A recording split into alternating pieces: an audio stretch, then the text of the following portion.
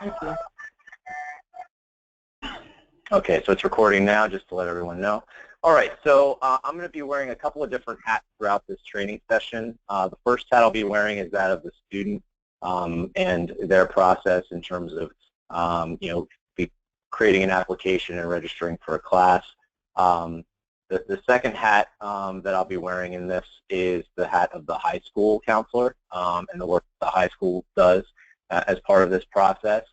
The third hat I'll wear is that of the parent for an under 18 student and the consent that they have to provide as part of the process. And the final hat that I'll wear is that of the college, the folks at the college from an administration and staff perspective that are kind of shepherding this process along the path. So the first step for a student is that they will go in and they'll need to create an account. Now, I am doing this on a development system. Your production system has linkages to other high schools, and you'll also see a lot more courses in your production system. But we like to do these demonstrations on the development system because we don't want to impact the student information system or any other production stuff when we're creating accounts. So the first thing the student does, they identify which school they're with. They'll create a login and supply a username, create a password.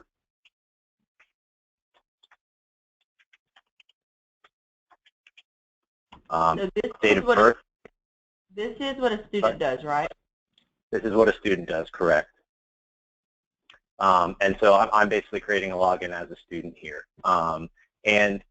You'll see it's basic demographic information that we require here. And that demographic information is just used to establish an invitation. I'll talk about what happens after we do this part too. But one key thing here is establishing a date of birth, which we use for, as I mentioned, that consent piece to determine whether consent is required or not. Students can choose, email-based or cell phone-based communication protocol. One of those has to be chosen as a communication means. They can supply both. If they supply a cell phone, that is the primary communication path when they provide that. So I'm going to go ahead and just put my email address in here for purposes of the demo.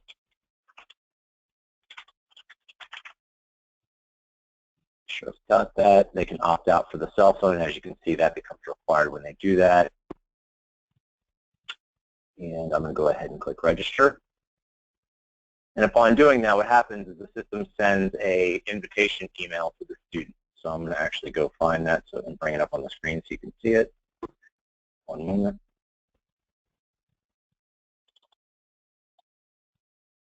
Okay, so this new student gets an email sent to their email inbox and asking them to confirm their account.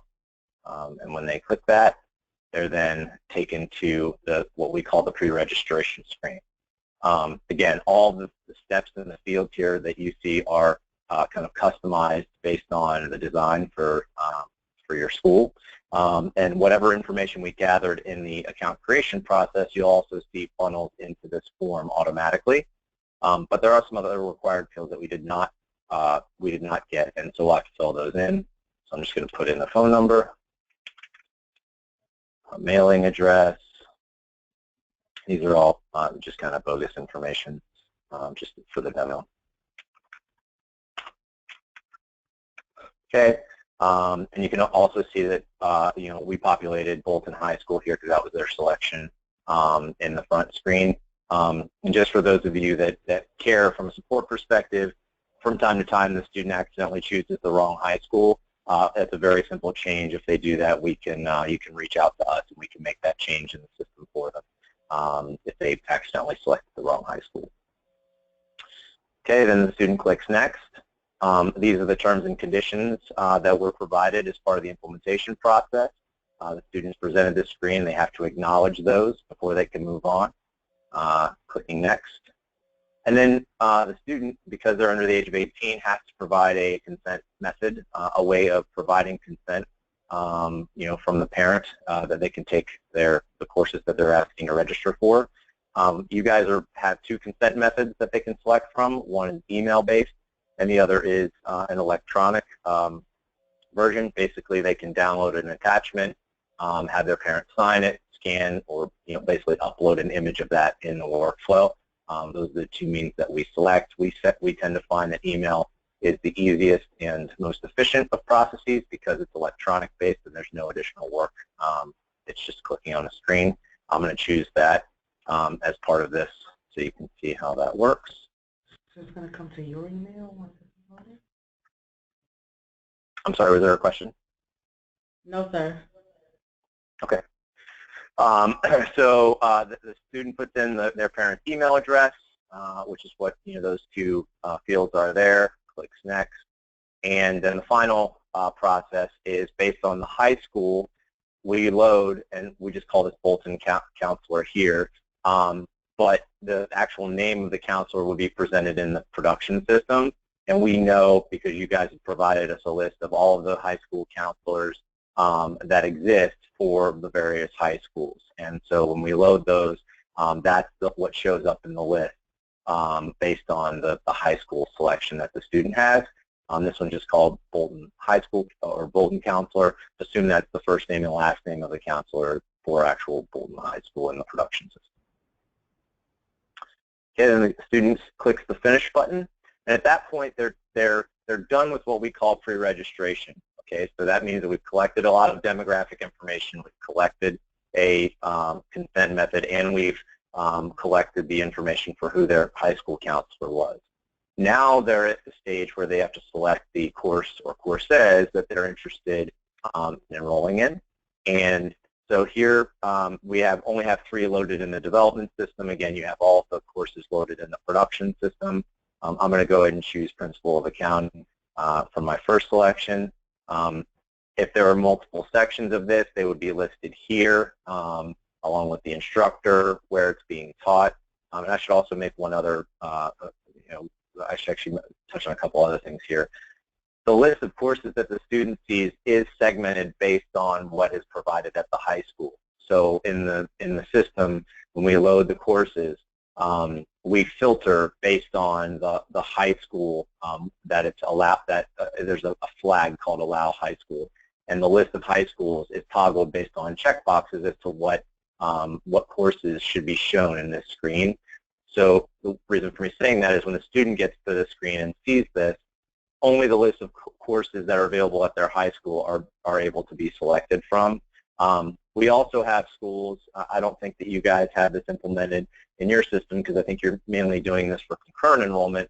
We also have schools that load their online course catalog or their on-campus course catalog into the system so that students can not only choose from high school classes, the concurrent enrollment stuff, they can also choose, for off-campus courses as well. But again, that's an aside just to kind of give you the full picture of our system. Mr. West, we will be sending you, we just finalized our course offerings for the fall. We will be sending them to you so we can upload that also. Okay, that's fine. Happy to do it. It's a pretty seamless process, so once you have it, just send it along, please.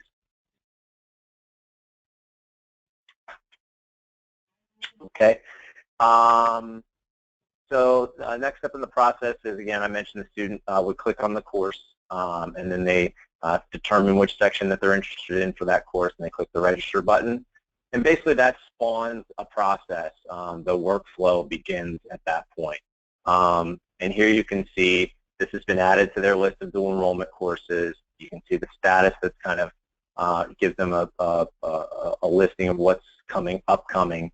And here you can see the next steps. So in this case, the data exchange is engaging, and what data exchange means is we integrate with the student information system and we send some files to process an application for the student, and we send another set of files to register the student. But the first step is to actually apply them to the student information system. So that's what this is indicating here. And then additionally, you can see that the student has a high school approved student enrollment step.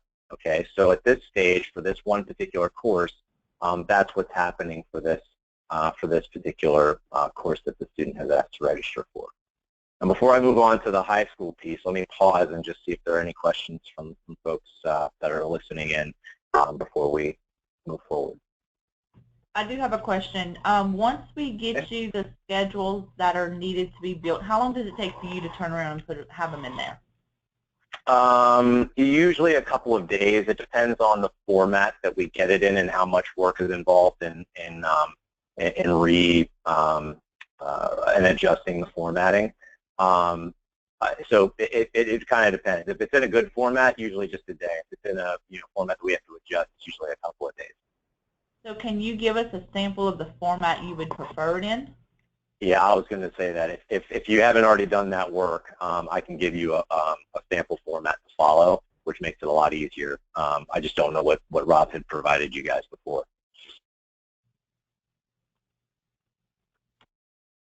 So I'll take that action for following this call. Yes, please. If you can send us that, we can see it and we can go from there. Sure. Thanks. Any other questions from the audience?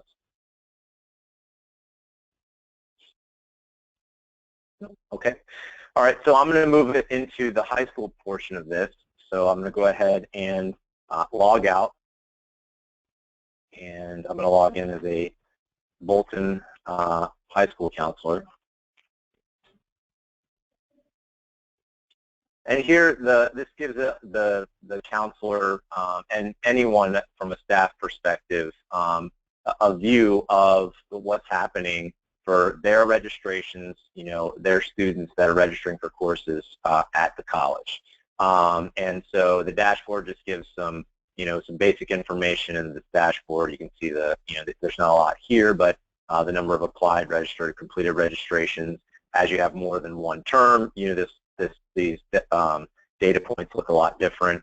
You can see, the overall number of registrations, and then you can see kind of, the different pockets of information by subject and or by location. That may or may not be useful, just like to show it. Where you're probably going to be spending most of your time is here in the students area. This is where you are, as a high school counselor, they will log in and their activities, meaning the things that are important to them, are highlighted in yellow because they're outstanding things that need to be taken care of. That all of these bubble up to the top. Now, filtering is also provided, so you can view by student or you can view by step, and that's helpful because sometimes you want to process one set of steps before you process the next set of steps. And like in this particular case, you'll see this. There are two high school pieces that have to be handled for this particular student. One is they have to be approved for student enrollment, and the second is they have to be the scholarship and or kind of payment determination has to be made, and that's made by the high school counselor. So you may choose to sort those by step, and then you can see all of the students that funnel into that particular step. One other advantage of doing it this way is that when you click on the step name, all of the students that are in that particular step, you can do them in batch. So it's an efficiency gain. So if I want to approve my student here for their enrollment in this class, I can do that. And let's say I'm not sure about Dave Mitchell just yet, I can leave that at the side later, complete this step, and Dave Mitchell will stay on that step and Bo Duke will move forward, okay? Going back to sorting by student, we can come in here and we can see now that Bo Duke is in a different step. There's now a step for recommending the SCA or TOPS Tech step, which is a financial decision. So we're going to click on that one for the student. And here there are 5 selections that can be made. And I'm not super familiar with what these all mean for you guys, because these are, I believe, again, awards or scholarships that are provided probably by the state or county or whatever that may be. But this selection and determination is made by the counselor in this scenario. Okay, yeah, Wes, this is Heather. That's what I wanted to make certain. That is a counselor decision, not a student decision? Correct. The counselor is deciding this and making this decision. Okay. Yep. Was there another question? No, that's it for me. Okay. All right. So in this case, I actually want to talk about these for a second because the way that the system behaves, it behaves slightly differently depending on which is selected here. So in the case of TOPS Tech and I believe also the SBA, we notate that on the enrollment form, and there is no information, like there is no payment information or anything like that collected from the student or the parent during the workflow. However, if the student is selected here, meaning that they do not qualify for high school funding or award or STA or TOPS, then there is a step that gets put in place for the parent to pay. So if you'd like, this is really a question probably for Lacey, if you'd like to see both of those paths, I can do that. But I was going to show specifically the payment path because that one is a little bit, I don't want to say more complicated, but it's important, I think, for you guys to see that path specifically because there's more work involved in it. Yes, sure. I'm sorry, can you say that again? I'm sure we want to see it. You want to see them both? Okay. I'm going to choose the TOPS path then for this one, and I'll come back and I'll register the student for another course, and we'll show you the other path. How does that sound? That's great.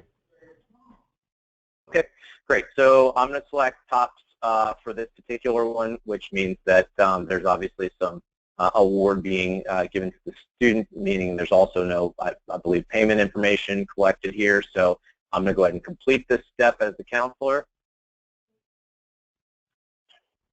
And now you can see that I don't have any more actionable steps for Bo Duke.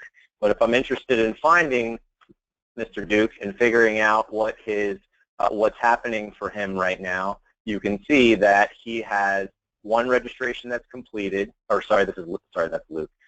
He's sitting at the parent provide consent step. So I have a way of seeing what's happening for this particular student. Another thing that's important here is if the consent method that was provided to the parent, let's say, I don't know, spam filters are kind of bad these days. Let's say it was an email-based consent, and for some reason that email didn't get to the parent, or it got caught up in a spam filter, or just flat out got deleted. You see this little resend button here. The counselor can actually resend that, as well as the college. So the college has the ability to do this too. Can resend that to the parent. So it's at the top of their inbox, if it's email-based. Or if email just is not the right choice for the student, they can click the change button here, and you can change, instead of doing email-based, you can change it to, I want to change the consent method and provide a scanned document. You can also see here you can change the email address. Sometimes those get messed up, and you have the ability to change that here as well. Hey, Rex, before we get too far, this is Heather again. I believe Kathy had a question about the payment feature, if we could discuss real quick. Okay, sure, shoot. My question is, if they pay through dualenroll.com, and we know that dualenroll.com does not match up with Banner just yet. So if they pay through y'all, how does that come to our records? How does that work? Right, so we have 2 reports that we generate. Now, I'll show these later, but just since we're asking the question now. So we have 2 reports that we generate through the system. When we collect payment, and we collect 2 forms of payment, either credit card or check, when we collect payment, we have one report called a capture report, which means that we have captured a registration. There's some monetary value tied to that. And the monetary value that is selected is dependent on the course, because there's a course fee associated with the course. So that amount, that collection, i.e. capture, is retained in a report that we typically send every Monday to a set of recipients that you guys have defined. I'm not sure if that has in fact been set up at this point, but that I remember a while back with working with Rob that we had that conversation, I believe with someone at the college. But that being said, I'm not sure the reports were set up, so I'll actually check on that to make sure that we have someone as a recipient for that capture report. And then secondary, we have another report that is generated too which is called a remittance report. And so what we typically do is we capture, let's say we capture a new registration on Monday of this week. We remit payment 7 days later, and we will remit that payment on Monday the following week. So those two reports help you reconcile what we've captured and what we've remitted, and then you can review that against what you see in Banner, and that should hopefully all match up in terms of financial records and what registrations that you guys have captured through our system. Let me pause and make sure that makes sense. I'm just trying to figure out where the money goes. Yeah, so that would have been set up with Concordia and Rob. So typically there's we have a third party that accounting firm that we use to do the remittances. So there should have been an account defined for them to remit payment to, so that it shows up into your bank account. So I don't know if that was in fact set up, because I'm again a little bit behind on what was done previously back in March. But if for some reason that has not been set up, we can have that conversation with Concordia and make sure all the reporting and stuff is set up properly.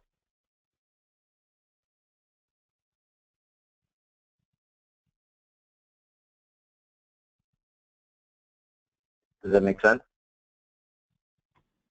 Sure. Okay. So that being said, the next step in the process then is I'm actually gonna wear the hat of a parent, and I'll also mention that the parent consent does not go out in this workflow until the high school counselor has determined the payment scenario, because the parent may or may not have to provide credit card information as part of their transaction. So we hold the parent consent to go out until that determination is made by the high school counselor. Once that determination is made, the parent does receive an email, which I'll show you here, that says their student is interested in this particular class. Please click here to give your consent. The parent clicks on that link and puts in their name. And by completing step, they acknowledge that they're giving consent to their student for this particular course. So I click complete, and their work is now done. So the parent, is the third hat in this scenario that we've been talking about. Their work is done at this point, and now I'm actually going to log in as the student one more time so you can see what they see through this process, and then I'll log in as the college. Okay, so here you can see all the things that are happening in this process. So the parent permission has been completed, the high school part has been completed, my registration is pending, and the next step is that the college is responsible for reviewing and accepting my registration. Okay, and again, the reason for me showing this is it gives a fairly good indicator to the student where they are in the process of enrolling for this course, because I'm sure working with a paper-based process, field questions all the time from the high school, from the student, from parents, and in a digital way you can refer back to their account in dualenroll.com, and they can see where they are in the process at any given time for any given course. Okay, I'm going to go ahead and log out now, and I'm going to log in now as the college. And I'll draw your attention to a couple of things here. Your dashboard, as I mentioned before, like with the high school, you get to see kind of similar information here, the registration trends across, various terms. You only have one term listed here, the various courses by subject, etc. And then there's also the students chapter, or the tab, that contains our students. Same idea here, all of the important steps bubble to the top in yellow. We can sort those by high school if we're wanting to go through high school by high school and to approvals, or we can sort by step. It gives you some flexibility in terms of how you sort this information. But my Bo Duke student is here at the top. I'm actually going to click on that step. And here we provide an enrollment form, which has been catered and customized specific to your implementation. I'm going to go ahead and click on that form here. I'll move this over. Okay. This form shows all the information that has been gathered in terms of financial information. And then there's a second form, which I will open up, which is the generic enrollment form, which basically says this is what the student was interested in registering for, as well as some basic contact information. This is pretty standard across all of the implementations that we do, which is why we called it the generic one. The other one is more of a, it looks like a financial form for financial assistance that was filled out. And here you can see all the information related to the TOPS selection that was made for the student.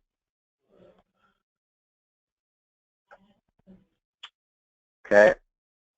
So once you review those two things as the college and whomever, however you segment students to be, go through this approval process, someone gets to this step and decides whether or not their enrollment is okay. The yes selection is made, and you click complete step.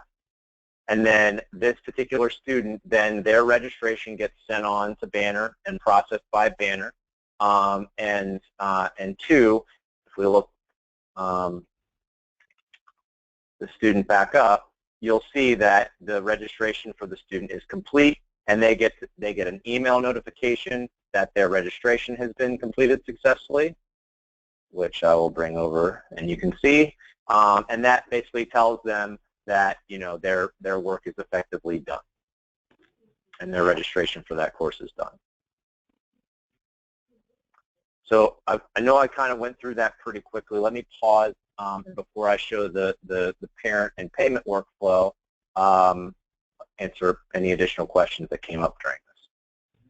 I have a question. This is Rebecca. How do we access the reports so that we can pull the information, like a spreadsheet of everyone that's entered registration information? Yep. So the student registration report will give you a kind of, it's building now, but it gives you a view of all of the courses, the student at the high school and the term that have been completed. You also have, I think, open registration. Here you can create a set of recipients to get the open registration report.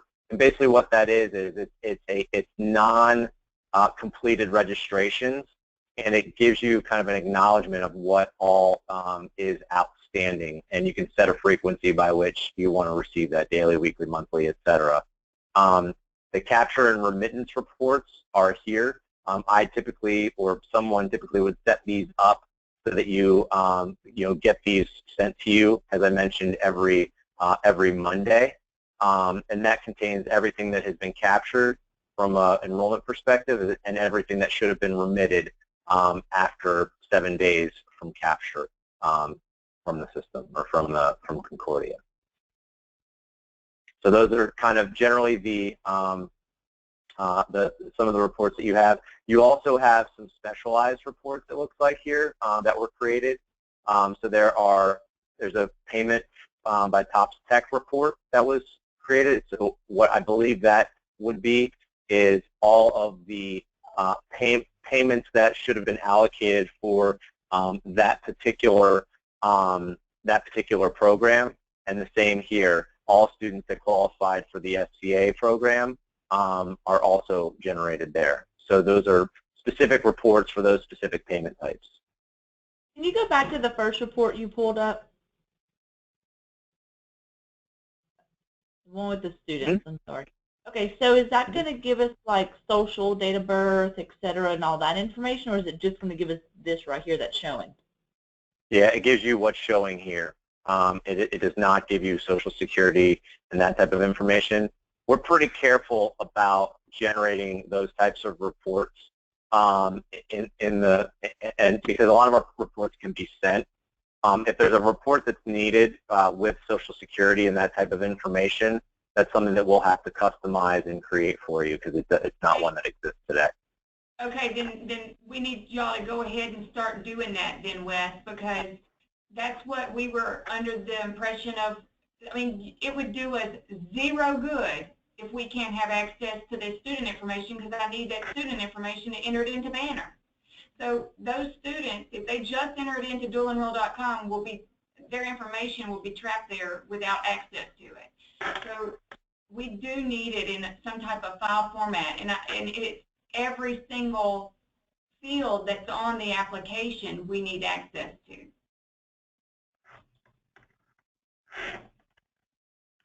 Okay, I'm just jotting a note. Okay.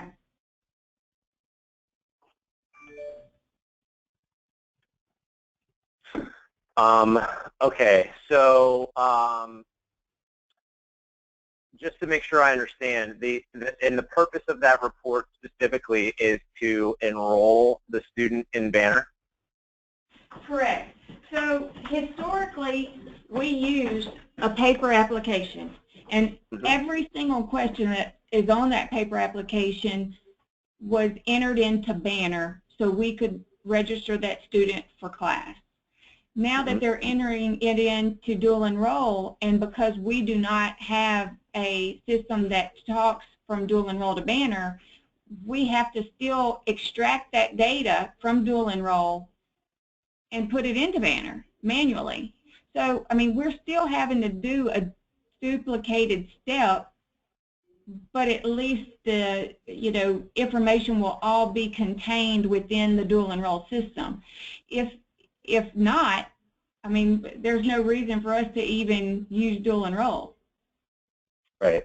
Well, so I think there may be, if there's a specific reason for the report to be generated, then I'd like to talk about that. But I think what you're asking for is what is on the screen right now, which is the enrollment form. So this form is specific to this particular registration. And what most of our customers do is at the end of once you've approved the student or you're about to approve the student for enrollment, when I went back to, I probably should have spent a little bit more time showing this, but that approval screen had these two documents linked to it. One was the financial assistance form, and the other was the generic enrollment form. I think what you're looking for on this form to enter into Banner is enough information to actually enroll the student in Banner. And what most of our schools do is they print this, and then they take it. I don't know if that's the person who's doing the approval that's actually entering them in Banner, or if that's going to the registrar to enter the kid in Banner. But you have this form that you can either print or send to whomever is doing that work to enroll the student in this particular class. Okay, so I have a question with you saying that. This, we have 7 different campuses. So if I'm on my campus and I print this out, can anyone else go and print it out? And sure. Then that's where it comes with duplicate paper, who has time to go in and check to see who did what, who printed, who entered, who. Like, this is why we were told we would have a spreadsheet that had everyone on it with all the information, and we could just go off the spreadsheet.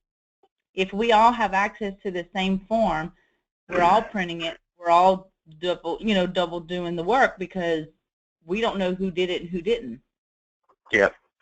So, and again, if this process does not work, meaning that this is not the right process for you guys, and there was a report that was supposed to be defined as part of the delivery, then that's on us. We need to do that work. Again, I was just trying to give you a workaround, and that this was being generated, but it sounds like what you really want is someone, and who's going to be running that report, and 2, how are you going to take that report and reconcile what's been entered versus what hasn't been entered into Banner?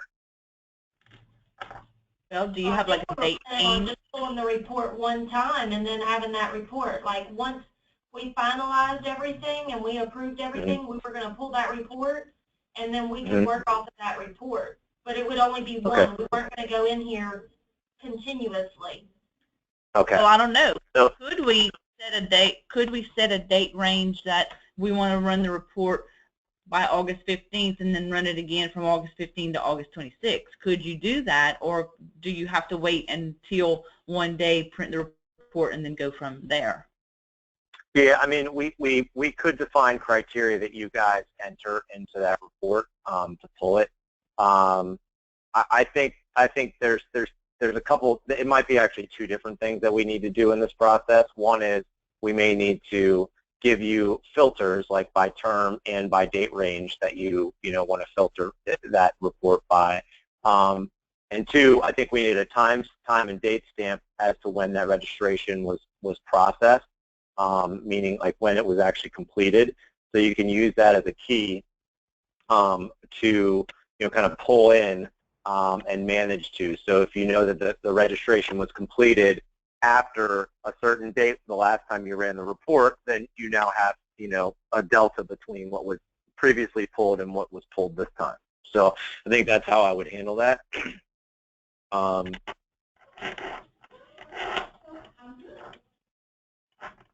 just taking a note here.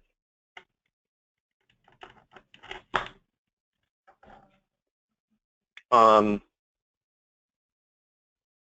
again, this is all with the assumption that this report is being, generally pulled towards the end of the registration cycle to get everybody put in. I think, if you need to take it more than past that one point in time, again, the filters and the date ranges need to be added, but I think those need to be there just anyway. So I think I understand.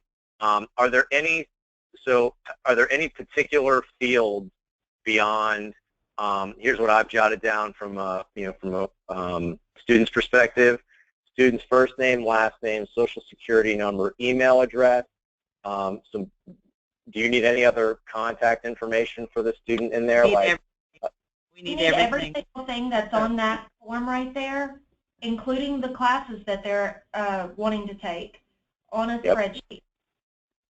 We need all demo, parent information, high school information. We need everything. Everything.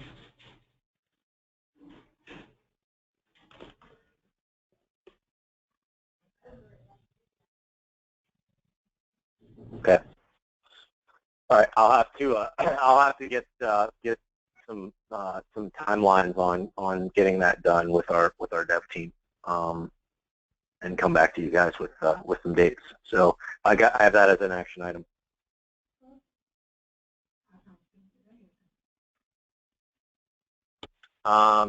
Any other questions or concerns on that one?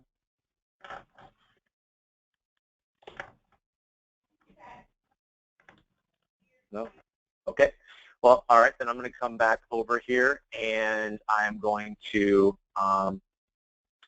go back to my student record, and I'm going to register for another class, and I'm going to go ahead and show you the payment workflow really quick. You'll also notice that when the student has, comes back in and logs in and they want to register for another course, they don't have to go back in and create all the application information again. It's only a one-time thing. So I'm going to register for a psychology course this time. Same things apply. The high school now has to approve this. I'm going to try and do this a little bit quicker than I did last time, so I'll explain. Find the student, approve their enrollment,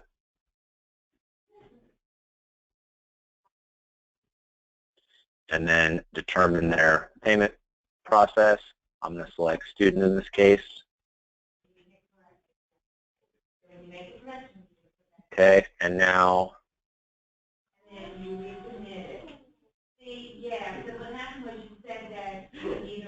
I'm just waiting for the email to come in. I'll pop that up for you. Okay, here's the email that gets sent to the parent in this case. You also notice that this one says consent and provide payment in it this time. I'll need to log out here really quick. I'll click that link. The parent comes in, and here you can see this consent process is different. So first, they need to provide their name.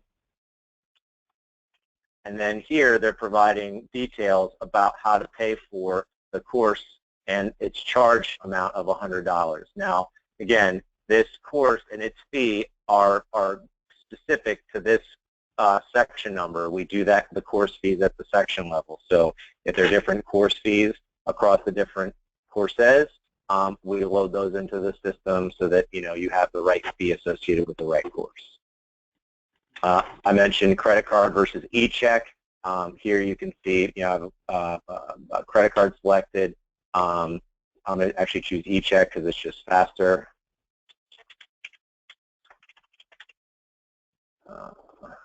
Grab the routing number. Okay, and then once this information is entered, basically let me talk really quick about these two different payment methods again. For a credit card transaction, we charge the card and we remit payment 7 days after we've captured it. E-check is done similarly, except we can't actually verify the account in real time. We do that verification kind of in the background, and myself and my counterpart Raquel, we get reports from the system if for some reason information was not accurately filled out on this, and we typically reach out and try and handle that process with the parent or whomever is designated here offline to resolve those types of billing issues. So we kind of take that burden off of you guys to go back and resolve if there's an issue. So I go ahead and click next here, and we go ahead and perform the authorization. And here you can see the information, the reference and stuff is given to the parent. Sometimes they jot that stuff down, sometimes they don't. This is what's produced as part of that capture and remittance report, so you can kind of triangulate on which registration is associated with which payment. So that kind of comes back to you in those reports. And again, that's also how hopefully when the parent is doing this, they're retaining that information so they know, and we can reference that. If not, we can tell them which class and which college their student was trying to take a class for, so we can get that figured out for them. Okay, so that's the only deviation from the previous workflow that you saw that happens when the student has to pay for things on their own. The rest of the workflow and approval processes are identical to what you saw in the previous one. So let me pause for a second and see if there are any questions about the payment process. Wes, I'm thinking that we will likely deactivate the payment process and just use it for registration. We would still need the counselor to identify if they are going to be a Top Tech Early Start or a SBA or the district to pay, but we will collect the funds in person or direct bill based on the enrollment numbers that we get. I don't think I want the districts to pay through your, well, let me say this. I do not want my districts to pay through your system. I'll have them paid directly. Okay, I got it. So then what we will do is we'll remove the course fees. This is just technical speak on our side. We'll remove the course fees, and we'll remove the payment processing step to be fired to the parent when the student selection is made. That's the only time when this shows up, so we'll have to remove that dependency on student. And that basically then, if we remove that, the financial worksheet then will probably need to be updated too, because I don't think we have, I have to look and see. I don't know if we have an accounting of student pay on that PDF document. I'll have to go back and look and see if that's actually in there. Okay. Can we Yeah, leave where? Sorry, go ahead. Can we leave on there where it still shows them how much the courses are, like how much everything will be? Yeah, I mean The answer to that is yes, but it's an awful lot for you guys to maintain, by loading all the courses and stuff in the system. If you want to do that, I would say the best way to do that is instead of showing that payment screen, oh bugger, it goes away after you complete it, is instead of showing that payment screen and the payment details, it's just to show, you need to provide consent, and there's a course fee of X associated with this on the screen.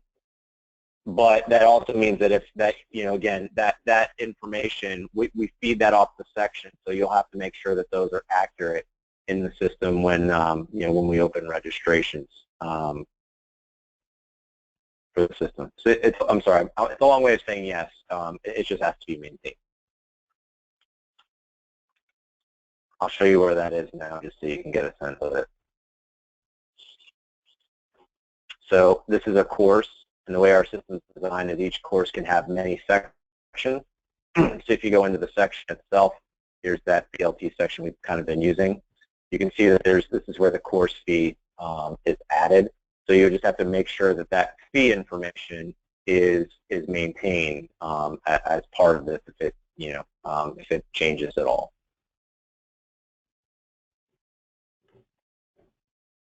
Does that make sense? Yes, sir. Yes. Okay. All right, so I've taken note of that. I guess any other questions or comments about the workflow and things I can answer?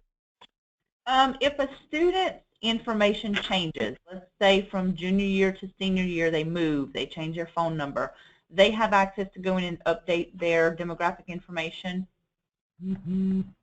They do. So I'll show you that really quick. So let's use Bo as an example.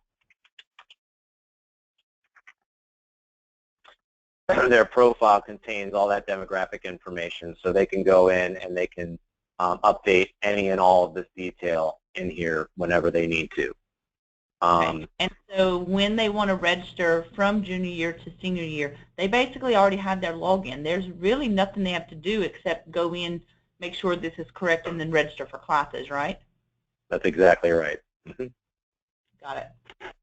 Yep, they could do that on a, depending on how your program runs, it's either, if it's a full year program and they're registering for all their courses for the year the first time they do it, then they just register for, whatever those courses are full year. Come next year, going junior year to senior year, they come back in their senior year, they do the same exact thing. If there's a case where a student has to come back in mid-term, meaning, mid-high school year to register for, let's say it's they have English 101 for the your fall term, and then they have English 102 for your spring term, they can come back in. It's the same process as it would be for a new year, but they'll have to come back in midstream to register for that second course. Sometimes there's a prerequisite that the first course has to be completed before they can register for the second course. I don't know if that exists, but the system handles that in that they can come back in and register for that second course in the spring.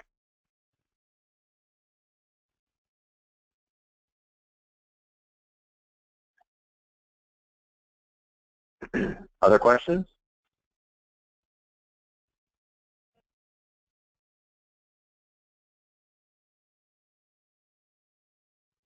Okay.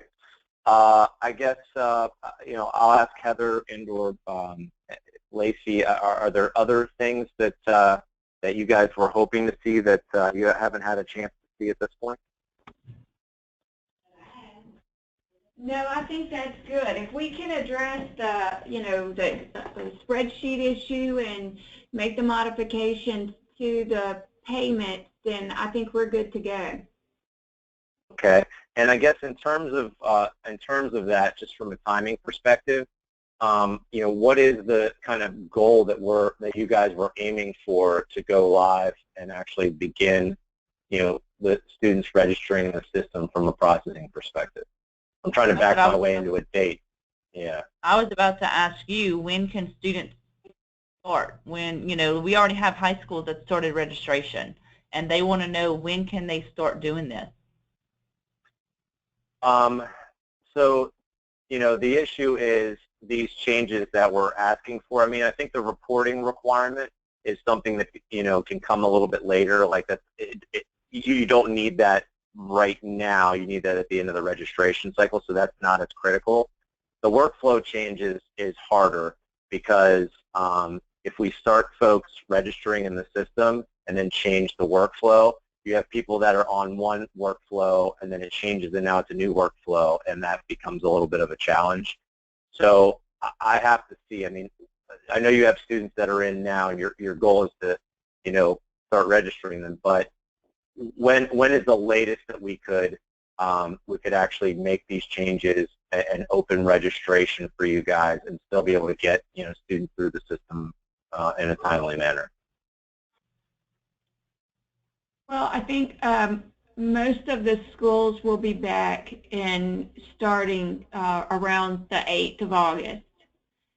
So we would need to at least have, you know, students have full access by the 8th, but sooner if possible. Okay. All right, I'm going to need to talk to, you know, kind of our product management and dev team and figure out, you know, what we can do in terms of timelines for that. I think, again, the reporting requirement, if we push that a little bit later, I think that one's, you know, that gives us a little bit more time from a dev perspective, but the workflow has to be done. That change has to be made. So that's the one I'm going to have to figure out if we can move that one a little bit more aggressively. So I'll have to get back to you guys. Basically, is what I'm saying. Okay. We will need that reporting aspect done pretty much right after that, because it does. Well, take how long a little time. How long is your registration cycle? Like, do you open it for only a specific period for students? Yes, that's correct. When does it close? August 26th is the last day they have to register. And that's really probably when you would be pulling that report to register, to get those students pushed through Banner? No, I'd like to pull it. I'd like to start pulling it before then. I'd like to start the week before. You know, we're looking at 1,000 students, and we have a week to get them enrolled. We need more time than that. Yeah. If we can have the report done for the week before at least, you know, that gives us some time to start with those who have registered early. Mm-hmm. Okay. Well, I think those are good targets for me to, you know, use with the conversation with the product management and dev teams, and you know, I'll need to come back to you guys with some time frames based on these two particular changes. Good deal. Well, I appreciate you looking into it and just getting back with me or Lacey. That'd be perfect. Okay, sounds good. And I will get you guys that course template here following this call so that you can add that. I will also. You are going to load the course fees as part of that, correct? I need to make sure I send you the right template. So you need course fees inside of the course template, correct? Correct. You got it. Mr. West, if you give me those templates, I can get the information back to you this evening or sometime tomorrow. Okay, sounds good. Well, I'll get cracking on that and get you the template. You'll have that, you know, probably early afternoon today, and then we can go from there. I'll work on the other timelines in parallel to that.